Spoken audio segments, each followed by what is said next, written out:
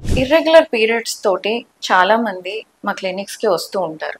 అందులో ఒక 70-80% మంది ఎవరో అడ్వైస్ తోటో లేకపోతే సజెషన్ తోటో బయట ఎక్కడన్నా స్కాన్స్ చేయించుకొని రిపోర్ట్తో పాటు వస్తూ ఉంటారు. ఆ రిపోర్ట్ చూపించి మాకు ఈ స్కానింగ్లో ఓవరీస్లో నీటి బుడగలు ఉన్నాయి అని చెప్పారు. ఇవి ఏంటి, అసలు ఇవి ఎందుకు వస్తాయి, దీనికి ట్రీట్మెంట్ ఎలా అని అడుగుతూ ఉంటారు. సో ఈ నీటి బుడగలు అంటే ఏమిటి అనేది ఒక పెద్ద $1 మిలియన్ క్వశ్చన్. సో దీని గురించి మనం కాస్త డిస్కస్ చేసుకుందాం.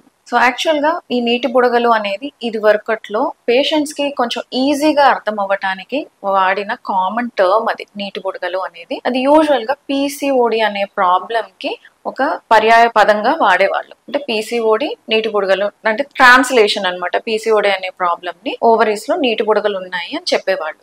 అయితే ఈ నీటి బుడగలు అంటే నిజంగా నీటి బుడగలైనా కాదు. అవి యాక్చువల్గా మనం స్కానింగ్లో ఒక ఓవరీని చూసినప్పుడు మనకి చిన్న చిన్నగా బ్లాక్ ఏరియాస్ కనిపిస్తాయి అన్నమాట. అవి ఏంటి అని అంటే ఫాలికల్స్ అని చెప్తాము. ఆ ఫాలికల్స్లో ఏముంటుంది, ఎగ్స్ ఉంటాయి.